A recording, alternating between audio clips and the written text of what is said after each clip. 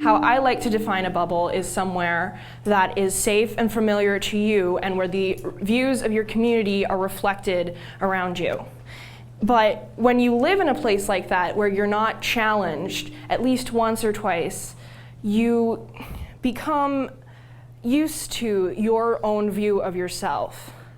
And sometimes it's a good thing to go out and find a new way to look at yourself. And this happened to me. So I grew up in South Central Los Angeles, and my family business was hosting foreign exchange students from all over the world. And they would come and teach us about their culture, and we would teach them about being American culture and English, and it felt like a really homely and personal way to learn about the world. And it was like you were getting a little section of every country inside my own home, and I didn't feel sheltered or kept out from what was around me.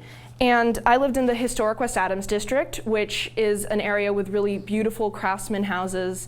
And there's a neighborhood garden down the street where anyone can plot a little victory garden. And my mom knows the names of all the neighborhood kids, teenagers included, and they all wave and say hello. And it felt really like a community where I could be exposed to all the things that I needed to know. It was historically African American, but leaning on Latino side, but because of its proximity to USC, there were people from all over the world. And the only time I really left this community was to go to my temple, which was in the valley, but that was once or twice a week, and it wasn't a big change, because for a temple, it was pretty diverse. So skipping ahead, I entered 9th grade, going to a neighborhood charter school that was well regarded, but not academically rigorous for me. And everyone there had their own way of identifying, and I identified by my label, which was the smart kid. That was my thing, I was the smart kid. And you didn't need to identify racially because of the mix of the neighborhood, and some kids may do that, but most of them identified with their label, like me. Some kids were the joker, some kids were the artist. I was the smart kid, and as the smart kid, I was really, really bored, and I wanted to go somewhere where there would be more academic rigor, and I left it the opportunity to start looking at private schools, and I ended up here at Milken, and I was really excited for the challenge, but Milken was not what I expected.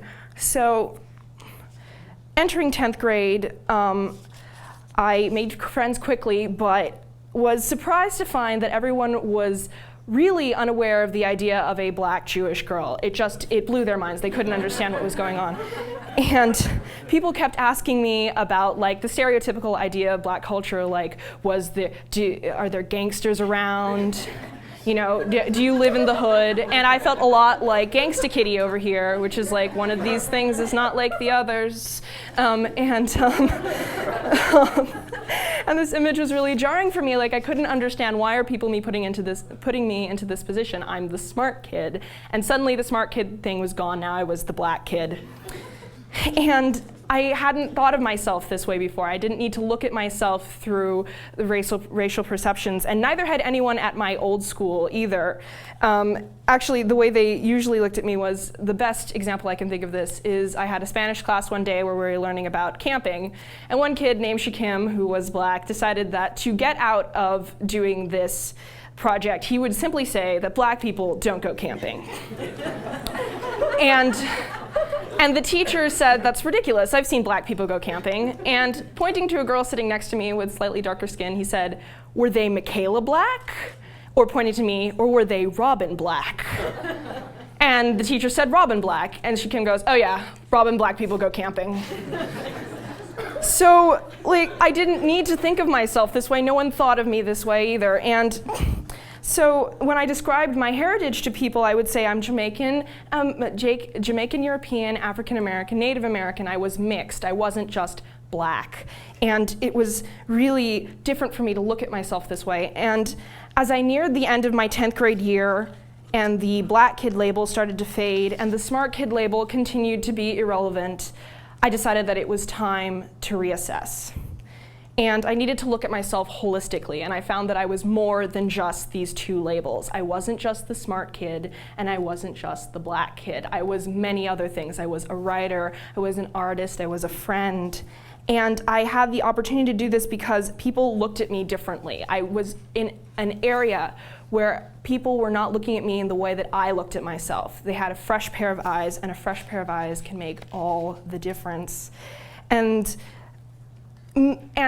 coming here to Milken isn't some sort of wonderful, magical place. It's simply that Milken is different. Milken is its own bubble filled with people who've known each other for a long time, who've gone to the same schools, who shop at the same stores, who travel in the same social circles, and who share the same cultural activities, and they aren't better or more open-minded than where I came from before. They were simply different.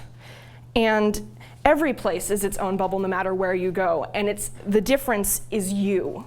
You are what makes it different. The question is not just how is the location going to change you, but how are you going to change the location? When you come to a new place, you carry all of the strengths and relationships and ideas that you've learned from the place you came from before, and when you enter that new bubble, you bring them with you. And you can learn something about yourself, and the bubble can learn something about you.